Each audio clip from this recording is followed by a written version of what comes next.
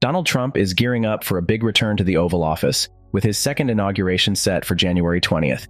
This time, he's stepping in as the 47th president and the world is watching. But here's the curveball.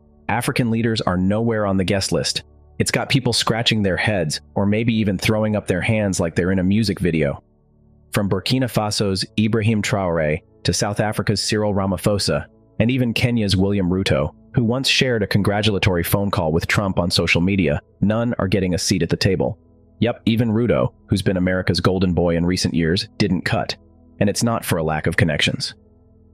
Trump has boasted about inviting world leaders he's spoken to personally or over the phone. Instead, the guest list looks more like a billionaires club hangout.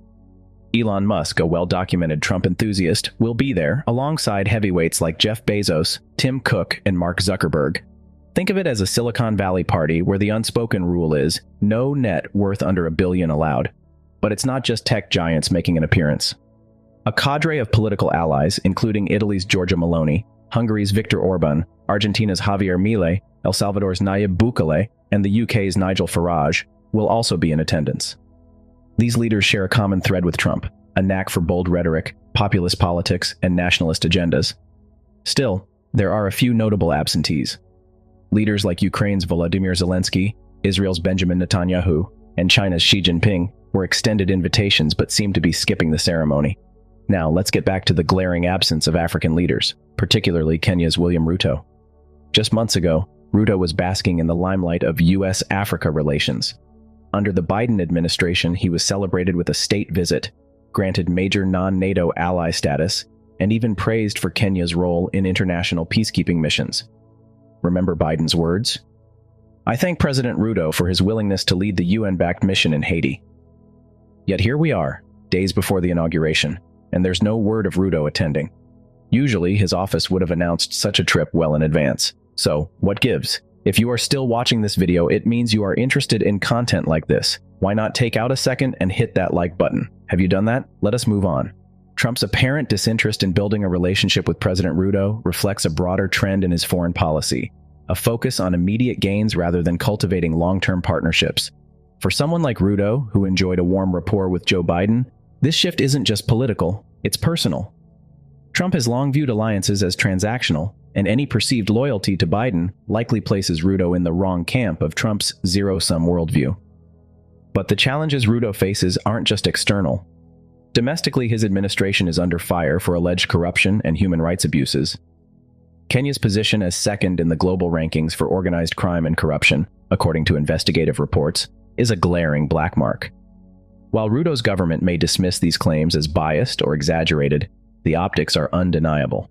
For Western leaders, particularly those skeptical of African governments, these controversies make Ruto an even tougher sell when it comes to securing international support or investments. Economically, Kenya has been walking a tightrope. The country is burdened with overwhelming debt, struggling to meet obligations to entities like the IMF. For a leader aiming to project stability and attract billionaire investors or strategic allies, this financial crisis poses a significant obstacle. The narrative of a leader juggling debt while battling corruption undermines the image of reliability that global powers like the United States seek in their partners. Ruto's ties to Biden further complicate his standing with Trump. Biden's administration championed initiatives aimed at strengthening U.S.-Africa relations, such as giving Kenya non-NATO ally status and hosting Ruto for a state visit. These moves were part of a broader strategy to position Africa as a vital partner in global affairs, a stark contrast to Trump's more insular policies during his first term. Where Biden saw opportunity in multilateral agreements and development programs, Trump views such efforts as a drain on American resources. Trump's preference for bilateral trade deals over continent-wide initiatives further alienates African nations, especially smaller economies like Kenya's, which lack the leverage of larger players. These one-on-one agreements often leave less powerful nations in weaker negotiating positions, deepening the sense that Trump's administration prioritizes profit over partnership. Meanwhile, a broader shift is happening across Africa. Leaders like Burkina Faso's Captain Ibrahim Traore and Rwanda's Paul Kagame are vocal proponents of Pan-Africanism, a movement emphasizing self-reliance, unity, and independence from Western influence.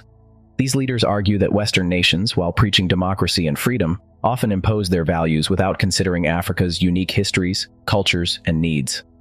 They highlight the hypocrisy of Western countries that criticize African governance while ignoring their own human rights violations, such as the treatment of refugees or the exploitation of resources. This pushback complicates relationships with Western powers, including Trump's United States. For leaders like Ruto, who have historically relied on Western goodwill, the growing Pan-African sentiment presents a dilemma. Should they align with a vision of African independence and risk losing Western support, or stick with traditional alliances that increasingly seem one-sided? For Trump, these dynamics make Africa less appealing as a strategic partner.